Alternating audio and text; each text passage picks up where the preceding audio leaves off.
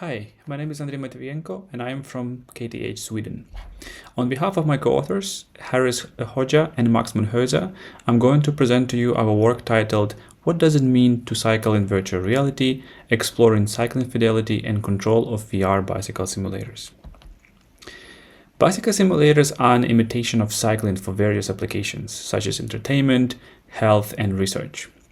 They play an essential role in maintaining cardiovascular health, improving physical shape through gamification, and provide a safe and low-cost evaluation platform for researchers.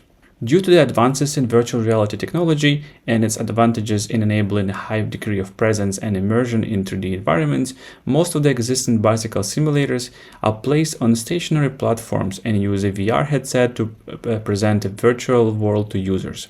However, one of the main limitations of such bicycle simulators is the lack of the whole cycling experience, including balance, coordination, and physical movement through space. Since the VR headset completely occupies the visual channel of cyclists, it is unclear what level of external realism and control over the bicycle is necessary to say that a person is riding a bicycle in virtual reality. Creating highly realistic cycling experiences in VR can be time-consuming and expensive, and it is unclear whether it is always needed. Therefore, the question we ask ourselves: what does it mean to cycle in virtual reality in terms of cycling safety and realism, and without increasing motion sickness?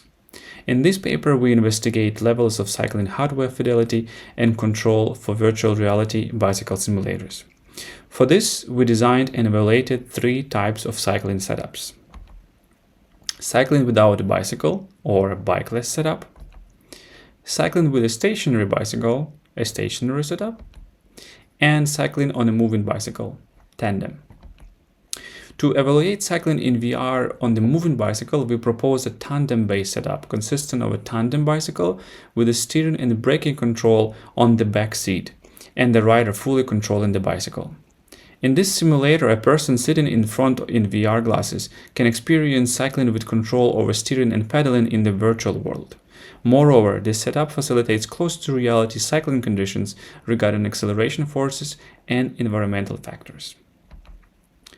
We evaluated these setups under 4 levels of cycling control: no control, steering, pedaling, and steering plus pedaling.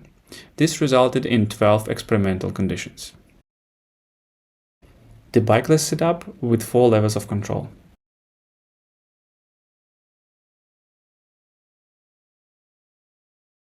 The stationary setup with 4 levels of control.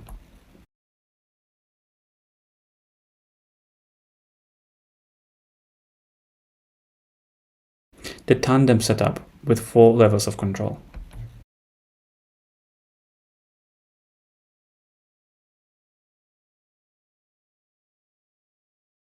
We conducted a control experiment with 24 participants in indoor and outdoor setting with 12 experimental conditions.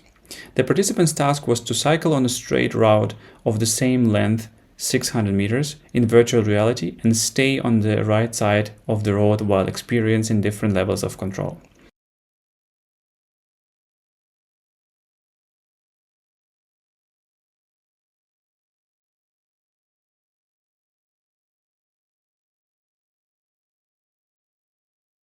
To investigate the level of cycling realism for different levels of cycling fidelity and control, we measured the following dependent variables: VR sickness using simulation sickness questionnaire, presence using eye group presence questionnaire, realism and safety using a 5-point scale, cycling performance by logging speed, steering, and head rotations, and ask participants to rank the levels of control in terms of motion sickness, realism, and safety.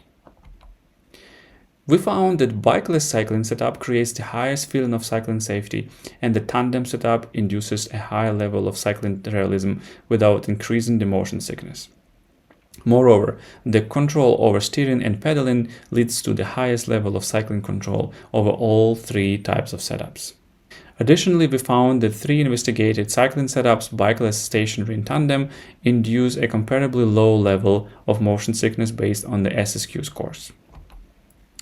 In summary, Given the dominance of a visual channel in virtual reality, our results indicated that cycling in VR does not require an actual physical bicycle, which applies to cycling on a bikeless setup. While cycling with only a handlebar and pedaling trainer, our participants reported the setup's robustness and feeling of cycling. Cycling in VR is about controlling the bicycle rather than having a physical bicycle. Our results indicate that most people prefer full control over cycling in VR, regardless of cycling fidelity.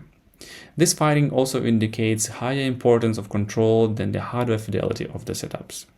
In other words, a more realistic and safer cycling experience in VR is achieved via complete control over a cycling process rather than having an actual two-wheel bicycle as a part of the simulator. With this, I would like to end my talk and thank you for your attention.